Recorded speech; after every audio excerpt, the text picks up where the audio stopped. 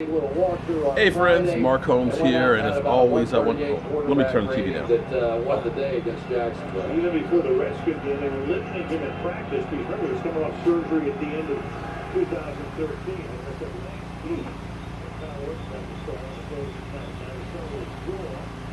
Whew. All right.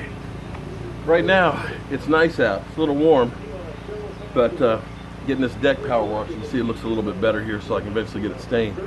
And we found out real quick that our tabletop, well, it's pretty good at being waterproof because it's gotten wet as could be already, and it's doing what it's supposed to do. But one of the things that I love about out here is I've got a cabinet that I built, and when we got our first flat screen TV, I didn't want to get rid of my picture tube TV.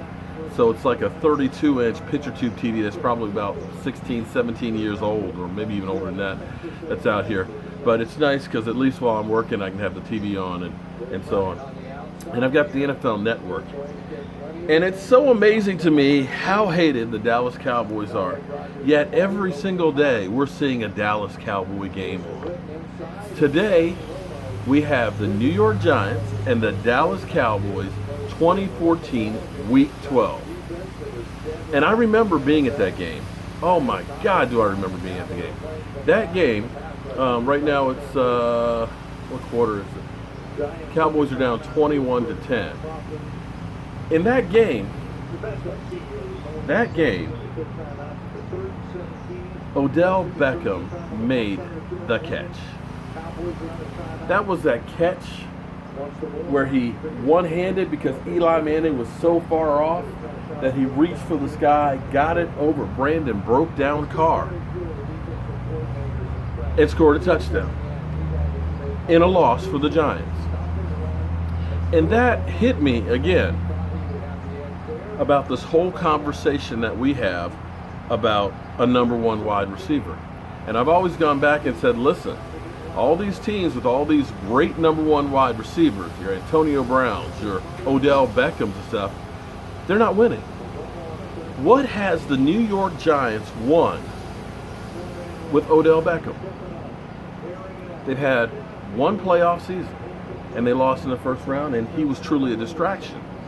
And right now, the New York Giants are having that same discussion, or they will be having that same discussion by the end of next season about Dez Bryant. Because you have to wonder, okay, we've had Odell all these years. He's done incredible catches. Not a playoff win to show up for. And now, he'd already been talking about not only wanting to be the highest paid wide receiver, but the highest paid player in the NFL.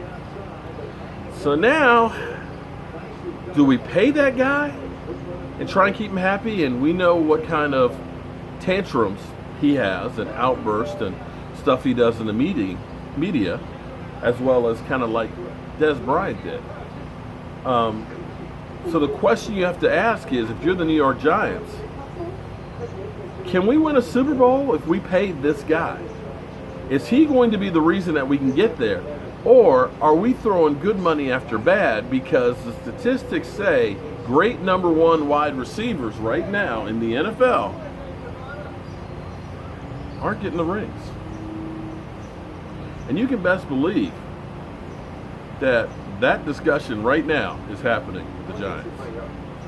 I don't have an answer for that because it doesn't really make sense, because when you think about having somebody like an Antonio Brown, you would think automatically he's stretching the field, he's making a difference, he's winning you championships, but it's not. You think Odell Beckham, with all of these crazy plays that he makes, the one-handed grabs, it makes it that much easier for your quarterback because I don't have to hit him in the hands right here. I can just throw it to the area. Yet Eli Manning and him don't have jack. So it goes back to the whole thing where Dak Prescott was bold enough to say, today's NFL, I'm not sure you really need a true number one. I get killed on this. And everybody talks about our wide receivers are bums and scrubs and all that. But I will say, you're not a name player until you make a name for yourself. Miles Austin didn't have a name for himself. In fact, going into the 2009 season, only had 13 catches. All of a sudden, 1,300 yards, boom. Looked like a number one. But again, what did we win with all those yards? It's a delicate balance in football, without a doubt. And you got to have a lot of luck. You got to have the perfect game plan. You got to know when to hold them, know when to fold them.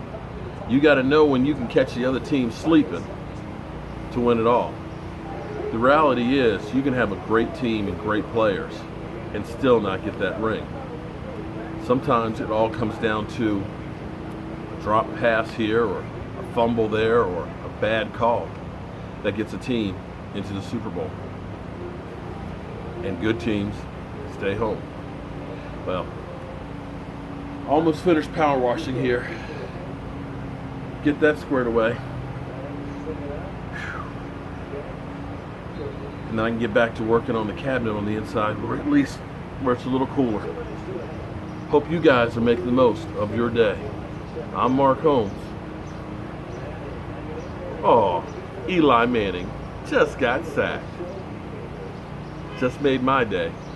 And later on, we're going to talk about the New York Stinking Giants a little bit more, because I want to set off the New York Stinking Giant fan, because I'm going to be talking about your stinking quarterback, Eli Manning, that Sporting News ranks as the 32nd best quarterback in the NFL.